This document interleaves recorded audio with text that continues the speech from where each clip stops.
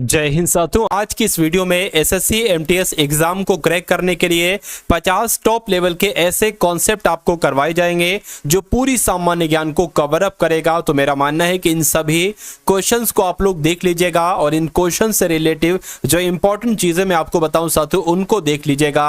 आपको बहुत ज्यादा फायदा आपके एग्जाम में देखने को मिलेगा, क्योंकि यहां पर अगर बात करें साथियों पूरे निचोड़ वाले ये क्वेश्चन है, पूरी जीके के निचोड़ वाले ये सभी क्वेश्चन है। तो पहला सवाल आपकी स्क्रीन पर है कि भारतीय संविधान का अस्थाई अध्यक्ष साथियों कौन होता है। तो आपको मालूम होना चाहिए, अगर अस्थाई अध्यक्ष के बारे में अगर आपसे पूछा जाए तो आपको बताना है डॉक्टर सच्चिदानंद सिन्हा ये अस्थाई अध्यक्ष थे संविधान के, ठीक है ना। लेकिन अगर साथियों मैं आपको बताऊं, देखिए पहली बैठक जो होती है, क्या संविधान की पहली बैठक जो होती है वो 9 दिसंबर 1946 को होती है। और इस बैठक में साथियों स्थायी अध्यक्ष किसे बनाया जाता है ये आपको मालूम होना चाहिए। इस अध्यक्ष में ही स्थायी अध्यक्ष किनको बनाया जाता है, डॉक्टर राजेंद्र प्रसाद को बनाया जाता है। तो अगर आपसे स्थायी अध्यक्ष पूछे तो डॉक्टर राजेंद्र प्रसाद बताना, लेकिन अगर अस्थायी अध्यक्ष आपसे पूछे तो आपको डॉक्टर सच्चिदानंद सिन्हा बताना है, ठीक है ना। अगर आपसे पूछे कि जो संविधान है ना ये कितने समय में बनकर तैयार हुआ, तो 2 वर्ष 11 महीने। क्या साथियों, 2 वर्ष 11 महीने और 18 दिन का समय लगा। ये चीज आप लोग भी ध्यान रखेंगे। अब उसके बाद देखिए अगला सवाल है आपकी स्क्रीन पर, आपसे पूछा जा रहा है कि 1905 के स्वदेशी आंदोलन की महत्वपूर्ण वजह क्या थी, यानी कि 1905 में यह स्वदेशी आंदोलन क्यों आया, यह आपसे पूछा जा रहा है। देखिए 1905 में हुआ था साथियों, क्या 1905 में हुआ था बंगाल विभाजन। तो 1905 के बंगाल विभाजन के बाद ही स्वदेशी आंदोलन शुरू हुआ। तो इसकी वजह क्या थी, स्वदेशी आंदोलन की वजह मैं कहूंगा बंगाल का विभाजन था। इसलिए सवाल आपसे साथियों बहुत पूछा जाता है, तो आंसर जिनका भी ऑप्शन नंबर ए है मैं कहूंगा बिल्कुल करेक्ट है। चलिए अगर आपसे पूछा जाए कि बंगाल का विभाजन किस गवर्नर के समय में हुआ साथियों, तो लॉर्ड कर्जन आपको बताना है। उसके बाद देखिए नेक्स्ट नंबर का सवाल है आपकी स्क्रीन पर कि समुद्रगुप्त कौन सा वाद्य यंत्र बजाता था, मुझे बताइए। देखिए आपसे 2 तरह के सवाल पूछे जाते हैं। एक तो आपसे पूछा जाता है कि जो समुद्रगुप्त ना इनको क्या कहा जाता है, तो इनको साथियों कविराज भी कहा जाता है। अगर आपसे पूछ लिया जाए कि कविराज किन्हें कहा जाता है, तो साथियों समुद्रगुप्त को कहा जाता है। और समुद्रगुप्त ने ही अपने आप को एक उपाधि दी थी जिसका नाम क्या था साथियों, अश्वमेध कर्ता। क्या, अश्वमेध कर्ता। आपसे पूछा जाएगा अश्वमेध कर्ता की उपाधि, अश्वमेध कर्ता की उपाधि किसने धारण की थी, तो अश्वमेध कर्ता की उपाधि समुद्रगुप्त ने ही साथियों धारण की थी। और कौन सा वाद्य यंत्र साथियों बजाते थे, तो ये वीणा से संबंधित है, यानी कि वीणा को ज्यादा पसंद करते थे। और उसके अलावा अगर बात करें साथियों विक्रमादित्य की उपाधि किसने धारण की थी, तो समुद्रगुप्त ने ही विक्रमादित्य की उपाधि धारण की थी। ये भी आपको मालूम होना चाहिए। अब उसके बाद देख लीजिए नेक्स्ट नंबर का साथियों सवाल देखिए और मुझे बताइए कि आपका राइट आंसर क्या हो सकता है। कहने के केन बेतवा लिंक नहर किस राष्ट्रीय उद्यान से गुजरती है, तो ये साथियों राष्ट्रीय एक तरीके से कहां से गुजरती है, ये पन्ना राष्ट्रीय उद्यान से गुजरती है। ये आपको मालूम होना चाहिए। अगर आपसे पूछे कि पन्ना राष्ट्रीय उद्यान कहां पर है, तो ये साथियों मध्य प्रदेश में। कहां पर है साथियों, मध्य प्रदेश में है। ये बात आपको मालूम होना चाहिए। बाद देखिए एक सवाल जो आपके एग्जाम में बार बार आता है, बहुत पूछा जाता है और बच्चे इसको छोड़कर चले जाते हैं। आपसे पूछा जा रहा है कि निरपेक्ष दाब से आप क्या समझते हैं, तो ये निरपेक्ष दाब क्या होता है कि ये दाब मापने वाले यंत्र के गेज पर देखा जाने वाला दाब है, मैं कहूंगा नहीं। यह औसत समुद्र तल पर वायुमंडलीय दाब है, मैं कहूंगा नहीं। यह किलोग्राम बटे सेंटीमीटर में व्यक्त वायुमंडलीय दाब है, नहीं साथियों। यह वायुमंडल और गेज दाबों के बीच बीजगणितीय योग का बराबर दाब है, मैं कहूंगा बिल्कुल सही। यानी कि अगर यह सवाल आपके एग्जाम में आता है तो जवाब आप लोगों को मैंने बता दिया है, बस आप लोग ध्यान रखेंगे। उसके बाद देखिए तेलंगाना को एक नए राज्य के रूप में बनाने के लिए किस समिति को नियुक्त किया गया था। साथियों सभी के सभी क्वेश्चंस की अगर बात करें, सभी के सभी एकदम टॉप लेवल के क्वेश्चन है, यानी कि क्या इनको क्रैक करे, यानी कि एग्जाम इन क्वेश्चंस को लगा के क्या एग्जाम को आप पास कर सकते हैं, तो मैं कहूंगा बिल्कुल साथियों क्वेश्चन को लगा के आप एग्जाम को पास कर सकते हैं। और मैं आपको साथियों सब कुछ पढ़ाता हूं, चाहे वो रीजनिंग हो चाहे मैथ हो। मैथ रीजनिंग तो साथियों क्वालिफाइड नेचर की है कहने को, लेकिन उससे पहले साथियों मैं आपको GS GK plus current affair और उसके अलावा इंग्लिश वाली क्लासेस भी साथियों आपके लिए तैयार की गई हैं। मतलब पूरा मॉडल पेपर आपको कराया जाता है। एक वीडियो में चारों विषयों का निचोड़ आपको दिया जाता है। चलिए तो चैनल से साथियों जुड़ जाइए। अगर वीडियो को अभी तक लाइक नहीं किया तो तुरंत साथियों वीडियो को लाइक कर दीजिए, और अगर चैनल पर आप लोग नए हैं, चैनल को अगर आपने सब्सक्राइब नहीं किया तो चैनल को तुरंत आप लोग सब्सक्राइब कर दीजिए, ठीक है ना। और इस क्वेश्चन को ध्यान रखेंगे, क्वेश्चन आपके एग्जाम में आएगा कि तेलंगाना को एक नए राज्य के रूप में बनाने के लिए किस समिति का गठन किया गया था। तो श्री कृष्णा समिति का गठन किया गया था। यह आप सभी लोगों को याद होना चाहिए, आप सभी लोगों को मालूम होना चाहिए। पूछे तेलंगाना का गठन एक अलग राज्य के रूप में गठन कब किया गया था साथियों, तो 2 जून 2014 को साथियों इसका गठन किया गया था। यह भी आपको मालूम होना चाहिए।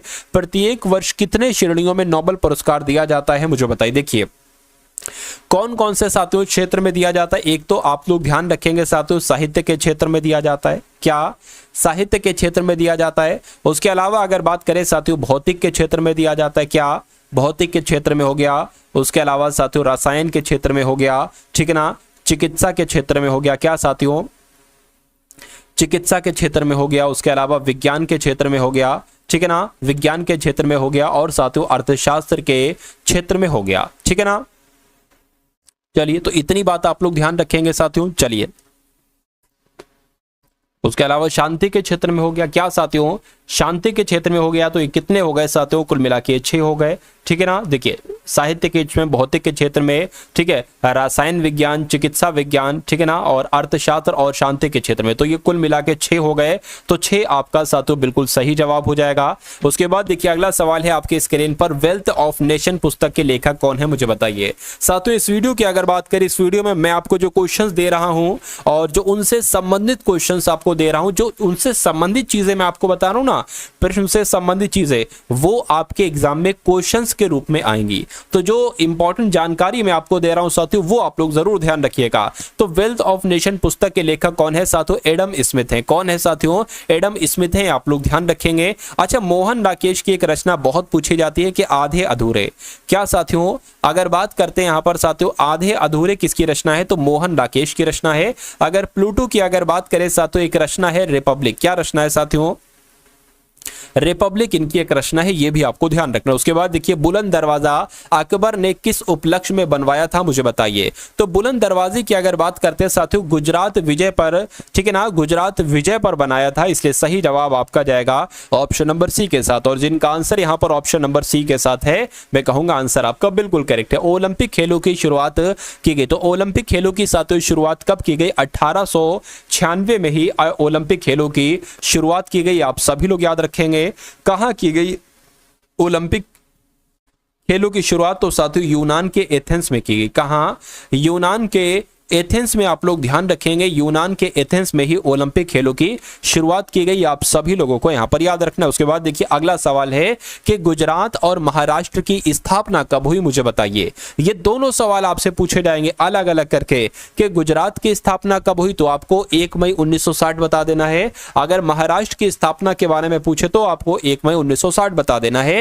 यानी कि इतनी जानकारी आप लोग ध्यान रखेंगे। देखिए आपसे पूछा जा सकता है कि उत्तर प्रदेश दिवस कब मनाया जाता है। क्या अगर आपसे साथियों पूछ लिया जाए, क्या पूछ लिया जाए कि उत्तर प्रदेश दिवस कब मनाया जाता है, तो 24 जनवरी को। कब साथियों, 24 जनवरी को उत्तर प्रदेश दिवस मनाया जाता है। अगर आपसे साथियों पूछ लिया जाए, अच्छा मैं आपको एक चीज बता दे रहा हूं, मैं आपको क्या बता दे रहा हूं, मैं आपको बता दे रहा हूं कि 1 नवंबर को कौन कौन से राज्य के दिवस मनाए जाते हैं। एक तो उत्तर प्रदेश दिवस भी मनाया जाता है, ये उत्तर प्रदेश दिवस 24 जनवरी को भी, और 1 नवंबर को भी उत्तर प्रदेश दिवस मनाया जाता है। पंजाब दिवस कब, 1 नवंबर को मनाया जाता है।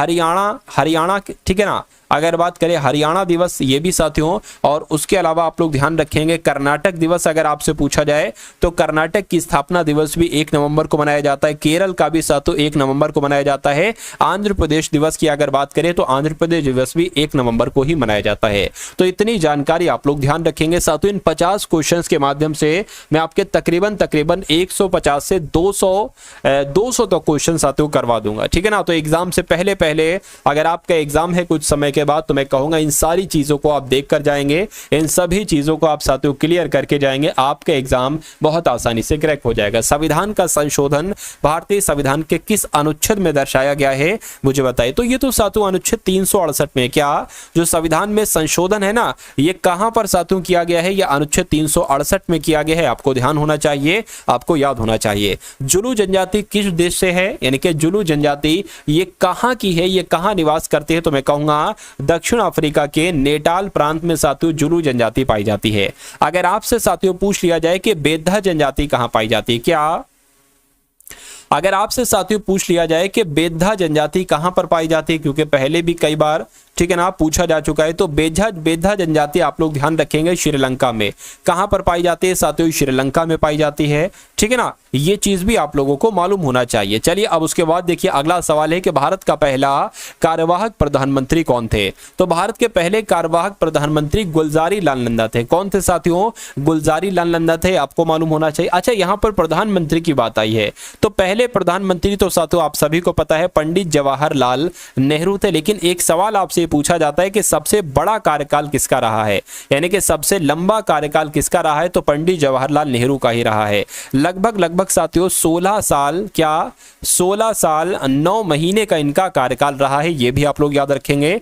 चलिए अब उसके बाद देखिए नेक्स्ट नंबर का सवाल है कि मास्टर ग्रंथि किसे कहा जाता है, साथियों बताइए। तो मास्टर ग्रंथि की अगर बात करते हैं साथियों कि मास्टर ग्रंथि किसे कहा जाता है, फटाफट आप लोग कमेंट करके यहां पर बता दीजिए। तो पिट्यूटरी ग्रंथि अगर आपका जवाब है तो मैं कहूंगा बिल्कुल सही, पिट्यूटरी ग्रंथि को ही मास्टर ग्रंथि कहा जाता है। अगला सवाल है कि उत्तर प्रदेश के किस स्थान पर महात्मा बुद्ध ने निर्वाण की प्राप्ति की थी, फटाफट साथियों बताइए। तो मैं कहूंगा उत्तर प्रदेश के साथियों कुशीनगर में। कहां, उत्तर प्रदेश के कुशीनगर में महात्मा बुद्ध यानी कि गौतम बुद्ध ने निर्वाण की प्राप्ति की थी, आप सभी लोगों को मालूम होना चाहिए। और गौतम बुद्ध की अगर बात करें तो इनको एशिया का ज्योतिपुंज कहा जाता है, यानी कि लाइट ऑफ एशिया कहा जाता है। एग्जाम में बहुत सवाल पूछा जाता है। भारत का सबसे स्वच्छ शहर कौन सा है साथियों बताइए।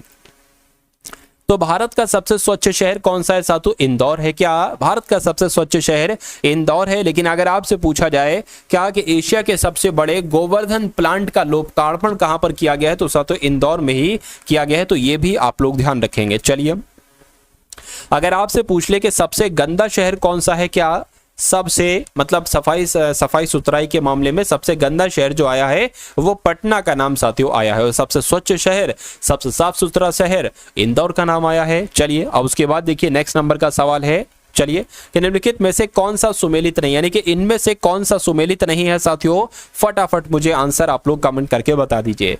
चलिए यानी कि पुस्तक हैं और उनके लेखक हैं, ठीक है ना, पुस्तक हैं और उनके साथियों लेखक हैं। चलिए बताइए। तो यहां पर अगर बात करें जो प्रिजन डायरी है ना, ये किसकी पुस्तक है, मैं कहूंगा ये तो साथियों जयप्रकाश नारायण की पुस्तक है। बूंद और समुद्र की अगर बात करें, ये साथियों रविन्द्रनाथ टैगोर की पुस्तक नहीं है। क्यों, क्योंकि ये अमृतलाल नागर की पुस्तक है। किसकी, ये अमृतलाल नागर की पुस्तक है। उसके अलावा लाइफ डिवाइन अरविंद घोष की पुस्तक है, और India wins freedom Abul Kalam Azad की पुस्तक है। तो कौन सा सुमेलित नहीं है, ऑप्शन नंबर बी वाला सुमेलित नहीं है। अब नहीं है तो ये क्या होगा, ये आपका साथियों बिल्कुल करेक्ट आंसर हो जाएगा। उसके बाद देखिए पाटलिपुत्र में स्थित जो चंद्रगुप्त का महल है ये किसका बना हुआ है, तो ये किसका बना हुआ है साथियों, अगर ये सवाल आपसे पूछा जाए तो ये लकड़ी का बना है, इसलिए राइट आंसर आपका सी के साथ जाएगा। निम्नलिखित में से कौन सा सुमेलित नहीं है, देखिए साथियों बताइए। देखिए अंतरराष्ट्रीय मुद्रा कोष का मुख्यालय मैं कहूंगा वॉशिंगटन डीसी में, बिल्कुल सही। इंटरपोल का मुख्यालय साथियों पेरिस के लेनोस में है, ये भी बिल्कुल सही हो जाएगा। नाटो का मुख्यालय बेल्जियम के ब्रुसेल्स में है, लेकिन अरब लीग का मुख्यालय सऊदी अरब में नहीं है। ये कहां पर है साथियों, ये काहिरा में है। इसका मुख्यालय कहां पर है, अरब लीग का काहिरा में है। तो कौन सा सुमेलित नहीं है, ऑप्शन नंबर डी वाला सुमेलित नहीं है। अब नहीं है तो ये क्या होगा, ये आपका बिल्कुल करेक्ट आंसर है। झूमर नृत्य किस प्रदेश से संबंधित है, यानी कि ये कहां पर, तो ये हरियाणा में भी किया जाता है। यानी कि जो झूमर नृत्य है ना साथियों, ये कहां पर किया जाता है, ये हरियाणा में भी किया जाता है, ये आपको साथियों मालूम होना चाहिए। चलिए अब उसके बाद देख लेते हैं नेक्स्ट नंबर का सवाल है कि वर्ष 2011 की जनगणना के अनुसार उत्तर प्रदेश की सर्वाधिक महिला साक्षरता किस जिले की थी, तो साथियों कानपुर की थी। कहां की थी, कानपुर की थी, आंसर आपका सी के साथ। ताजमहल का निर्माण किस मतलब कब करवाया गया था, किस सन में करवाया गया था, ये आपसे यहां पर पूछा जा रहा है साथियों, देखिए और फटाफट बताइए कि आपका राइट आंसर साथियों क्या हो सकता है। चलिए, तो अगर बात करते हैं साथियों, ताजमहल का निर्माण कब करवाया गया था, तो 1632 में करवाया गया था। ये आप सभी लोग यहां पर ध्यान रखें, किसके द्वारा, तो शाहजहां के द्वारा करवाया गया था। और मुगल वास्तुकला का उत्कृष्ट नमूना अगर आपसे पूछे तो आपको ताजमहल का ही नाम बता देना है। चलिए भाई, उसके बाद देखिए अगला सवाल है कि नींबू का पीएच मान कितना है। तो नींबू का पीएच मान कितना होता है साथियों, मैं कहूंगा 2.4 नींबू का पीएच मान होता है। शराब का पीएच मान कितना होता है साथियों, 2.8 शराब का पीएच मान होता है। क्या शराब का पीएच मान साथियों 2.8 होता है। और अगर आपसे साथियों आंसू का पीएच मान पूछा जाए, क्या अगर आपसे आंसू का पीएच मान पूछा जाए तो 7.4 ये आंसू का पीएच मान होता है, ये भी आपको याद रखना है। उसके बाद देखिए अगला सवाल है आपकी स्क्रीन पर और आपसे पूछा जा रहा है कि राजस्व परिषद न्यायिक के कार्य होते हैं। तो मैं कहूंगा क्या वाद विवाद और अपील कार्य इसका कार्य ये राजस्व परिषद न्यायिक के कार्य है, मैं कहूंगा बिल्कुल। हिस्सेदारी वाले विवाद का निपटारा करना ये भी राजस्व परिषद न्यायिक के कार्य है। और पुनर्अवलोकन का कार्य करना ये भी राजस्व परिषद न्यायिक के कार्य है। यानी कि ये सभी कार्य राजस्व परिषद न्यायिक के ही हैं। उसके बाद देखिए ऋग्वेद में सर्वाधिक उल्लेखित कौन नहीं है, यानी कि कौन सी नदी का उल्लेख नहीं किया गया है, मैं कहूंगा साथियों यमुना का किया गया है, गंगा का किया गया है, चंबल का किया गया है, लेकिन सिंधु नदी का नहीं किया गया। यानी कि ऋग्वेद में सर्वाधिक उल्लेखित नदी नहीं है, सबसे ज्यादा बार जिसका उल्लेख ना किया गया हो उसका नाम सिंधु है, ये आपको मालूम होना चाहिए। चलिए भाई, अब उसके बाद देखिए अगले नंबर का साथियों सवाल है आपकी स्क्रीन पर, पूछा आपसे जा रहा है कि भारत का सबसे बड़ा हड़प्पाई नगर कौन सा है। तो भारत का सबसे बड़ा हड़प्पाई नगर कौन सा है, राखी गढ़ी है। कौन सा है साथियों, राखी गढ़ी है, ये आप लोग ध्यान रखेंगे। उसके बाद देखिए सिराज हिंद किस नगर को कहा जाता है। तो मैं कहूंगा कि जौनपुर को क्या सिराज हिंद कहा जाता है, बिल्कुल साथियों जौनपुर को ही, क्या साथियों जौनपुर को ही सिराज हिंद कहा जाता है। उसके बाद देखिए उत्तर प्रदेश की किस नहर से सर्वाधिक क्षेत्र में सिंचाई की जाती है। तो साथियों शारदा नहर, ये वैसे तो यूपी की सबसे लंबी नहर है और यूपी की सबसे लंबी नहर यानी कि शारदा नहर से सर्वाधिक क्षेत्र में सिंचाई की जाती है। अगला सवाल है आपकी स्क्रीन पर कि सामुदायिक विकास कार्यक्रम कब प्रारंभ किया गया। तो ये साथियों 2 अक्टूबर 1952 को आरंभ किया गया था। सामुदायिक विकास कार्यक्रम 2 अक्टूबर 1952 को शुरुआत की गई थी, इसकी आप लोग ध्यान रखेंगे। उसके बाद देखिए अगला सवाल है कि बुंदेलखंड क्षेत्र की किसी एक नहर का नाम है। तो बुंदेलखंड क्षेत्र की एक नहर का नाम आपसे साथियों यहां पर पूछा जा रहा है, क्या होगा साथियों बताइए सही जवाब। चलिए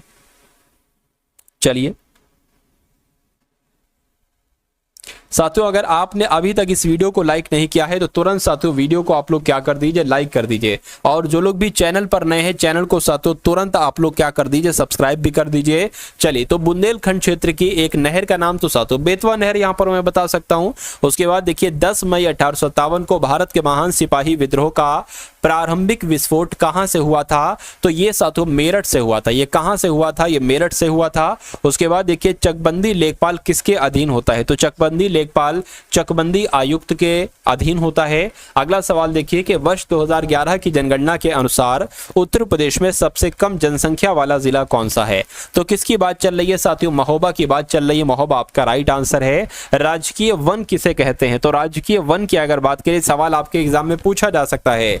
तो राजकीय वन किसे कहते हैं, जो वन पूर्णतः स्थानीय निकाय के नियंत्रण में हो उसको कहते हैं, या जो वन पूर्णतः राजकीय संरक्षण, बिल्कुल साथियों जो वन पूर्णतः राजकीय संरक्षण में होते हैं उनको राजकीय वन कहा जाता है। ये आपको मालूम होना चाहिए। उत्तर प्रदेश का भौतिक क्षेत्र है, तो इसमें से साथियों उत्तर प्रदेश का जो भौतिक क्षेत्र है वो कौन सा है साथियों, देखकर मुझे आप लोग बतला दीजिए। चलिए, तो भाबर एवं तराई क्षेत्र भी है, मध्य के मैदानी क्षेत्र भी है, दक्षिण के पठारी क्षेत्र भी हैं। तो मैं कहूंगा कि आपका राइट आंसर जो जाना चाहिए वो ऑप्शन नंबर डी के साथ जाना चाहिए। वन रिपोर्ट कितने वर्ष के अंतराल पर की जाती है बताइए। तो ये तो साथियों हर 2 वर्ष के अंतराल पर की जाती है। कितने वर्ष के अंतराल पर वन रिपोर्ट की जाती है, तो मैं कहूंगा 2 वर्ष के अंतराल पर। उसके बाद देखिए उत्तर प्रदेश में कुल सिंचित भूमि का कितना प्रतिशत नहरों के द्वारा सिंचित होता है। तो मैं कहूंगा 18.2%। गदर पार्टी की स्थापना साथियों किसने की थी। तो गदर पार्टी की स्थापना एक तो देखिए लाला हरदयाल का नाम आपको मालूम होना चाहिए, उसके अलावा सोहन सिंह भागना का नाम आपको भी ध्यान होना चाहिए। क्या सोहन सिंह भाकना का नाम भी इंपॉर्टेंट है। अगर कभी को मान लीजिए लाला हरदयाल नहीं आता है तो सोहन भाकना सिंह आएगा। उसके अलावा आपसे पूछा जाएगा कि इसकी स्थापना कब हुई थी, तो 1913 में इसकी स्थापना हुई थी, ये भी आपको साथियों मालूम होना चाहिए। चलिए अब उसके बाद देख लेते हैं। नेक्स्ट नंबर का सवाल है कि निम्नलिखित में से कौन सा सुमेलित नहीं है, देखिए और बताइए सही जवाब क्या होगा। देखिए अल्बानिया की यहां पर अगर बात करें, किसकी, अल्बानिया की अगर बात करें तो अल्बानिया देश की राजधानी तिराना है, मैं कहूंगा बिल्कुल। अंगोला की राजधानी लुआंडा है, मैं कहूंगा बिल्कुल साथियों। बहामा की राजधानी कैनबरा नहीं है, क्योंकि कैनबरा साथियों ऑस्ट्रेलिया की राजधानी है। किसकी, ये ऑस्ट्रेलिया की राजधानी है। और बहामा की राजधानी की अगर बात करें तो नसाउ है। क्या है साथियों, नसाउ है। उसके अलावा बारबाडोस की राजधानी की अगर बात करें तो ब्रिजहाउन है।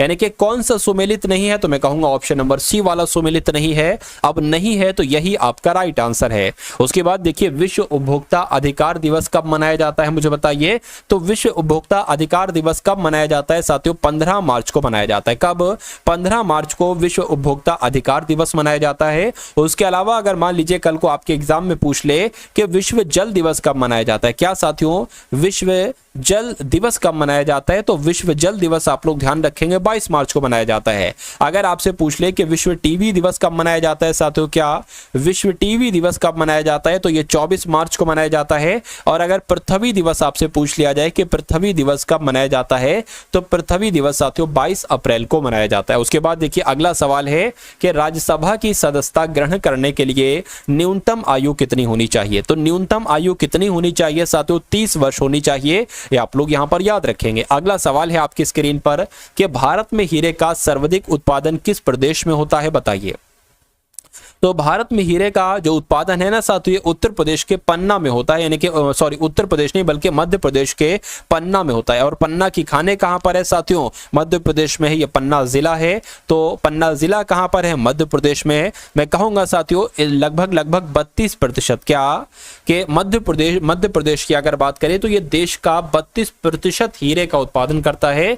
ये बात भी आपको मालूम होना चाहिए। उसके बाद देखिए मुंशी प्रेमचंद्र का जन्म साथियों कहां पर हुआ था, देखिए और बताइए सही जवाब आपका क्या होगा। तो उत्तर प्रदेश में हुआ था, उत्तर प्रदेश में वाराणसी में हुआ था मुंशी प्रेमचंद्र का जन्म। अगर वाराणसी की बात करें तो साथियों मोक्ष नगरी कहा जाता है। किसको, वाराणसी को मोक्ष नगरी कहा जाता है। ये भी आप लोग ध्यान रखेंगे। उसके बाद देखिए भारत का राष्ट्रीय बजट कब पेश किया जाता है, बताइए। तो भारत का राष्ट्रीय बजट साथियों अगर बात करते हैं कौन से महीने में, तो मैं कहूंगा फरवरी महीने में ये पेश किया जाता है। ये आपको मालूम होना चाहिए। उसके बाद देखिए उत्तर प्रदेश के सैयद सालार मेला ये कहां पर लगता है, तो ये बहराइच में लगता है। राइट आंसर आपका सी के साथ जाएगा। महात्मा गांधी जी के द्वारा जो भारत में पहला आंदोलन था उसका नाम क्या था, वो कौन सा आंदोलन था, तो मैं कहूंगा वो तो चंपारण आंदोलन था। और चंपारण आंदोलन कब हुआ था, तो 1917 में साथियों चंपारण आंदोलन हुआ था। और महात्मा गांधी जी के द्वारा ये आयोजित भारत में पहला आंदोलन था। कथकली कौन से प्रदेश का प्रमुख नृत्य है, यानी कि ये कहां किया जाता है, तो मैं कहूंगा साथियों ये तो केरल में किया जाता है। कहां पर, ये केरल में किया जाता है। उत्तर प्रदेश की अगर बात करें कथक आता है, कथक बहुत इंपॉर्टेंट है।